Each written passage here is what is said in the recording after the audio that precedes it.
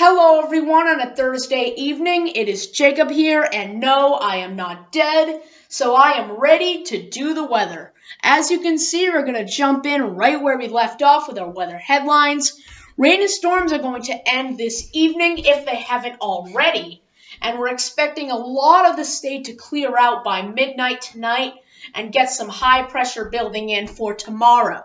That leads to a classic summer day for Friday, highs in the 80s under partly cloudy skies, with a chance for an afternoon shower or thunderstorm, but not every town will get one. Now, the big story is the heat wave that a lot of us will be experiencing come this weekend and especially into next week, and that may include the holiday.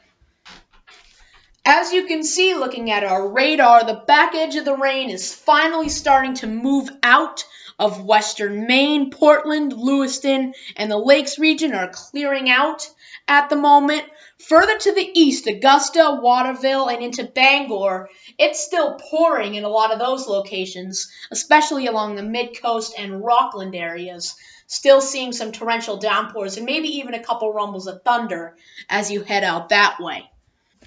Switching our radar into futurecast mode, moving forward, the last of the rain gets out of here by morning time tomorrow. Sorry for that little glitch there. And we have a sunny day on tap until the afternoon hours when a couple of isolated showers or thunderstorms may pop up across much of the state. The chances for getting one, however, are quite low, as these will be popcorn storms, as I like to call them, and very isolated in nature, so not every town will get one.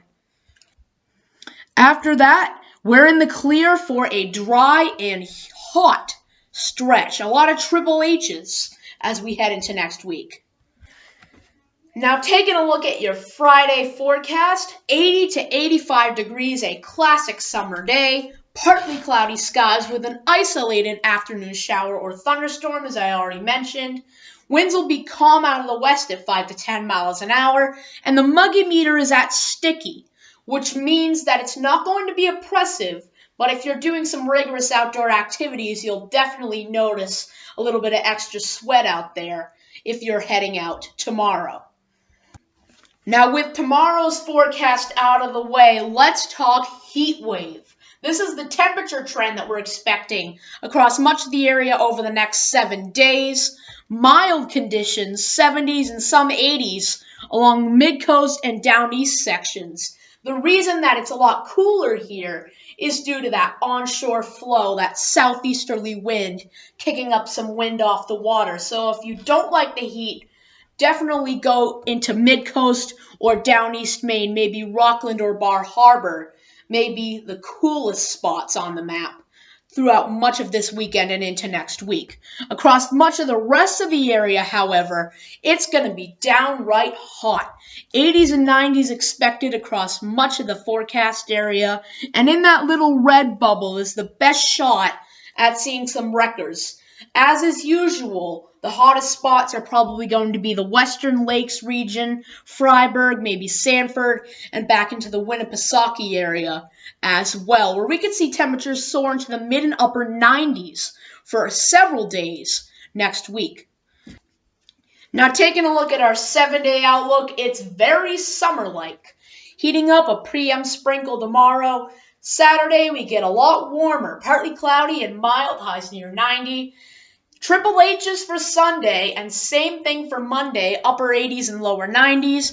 And then Tuesday and Wednesday, I think, are going to be the hottest days. Wednesday, by the way, I believe is the 4th.